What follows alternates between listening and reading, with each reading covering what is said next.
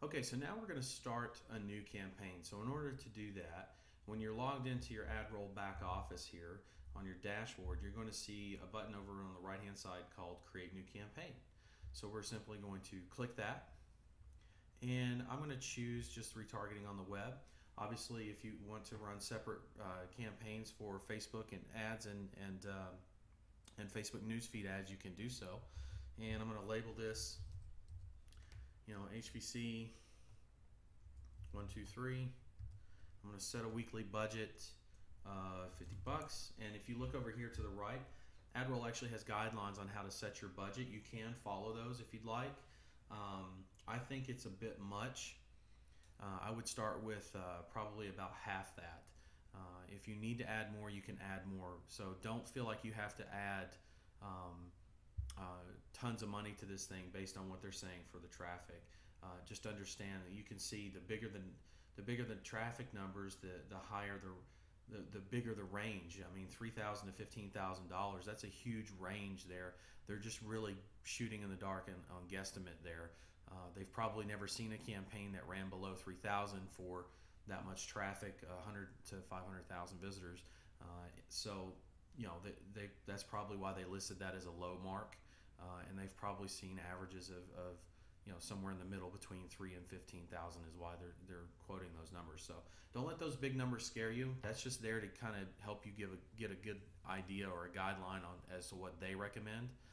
Start with a budget that you're comfortable with, because remember, these are people that number one, you need to fine tune your campaign here, and you're starting out with free money, which is awesome. So you're going to make money with this thing, and that's why you can start out. That's why you can afford to start out with a smaller budget until you get things dialed in.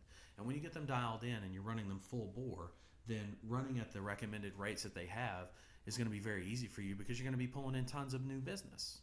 So work with smaller budgets. That's fine. That's not going to be an issue. Now, if you're working an affiliate launch, obviously you're going to want to set an end date. I always put ongoing, even if that's the case, because I can always go in and pause my campaign or stop my campaign. And I also leave my location worldwide, unless I'm targeting, like, for example, US specific. So there is an advanced options screen, but really it's not necessary. So I'm just going to go to the next step in the campaign process here. So now we need to work on targeting visitors. So what we have to do is called adding a segment, and a segment is Adroll's definition of a segment is basically a list. So remember, in Perfect Audience, we set up retargeting lists of people. The segment is the list of our site. Okay, this campaign that we're targeting on this specific site for this specific campaign. So under segments, this would be where you would list, for example, if it's Facebook traffic, then I'm going to add a segment in called Facebook traffic. So I'm going to choose an existing, and I'm going to choose, for example, I'm going to go with some Facebook traffic here.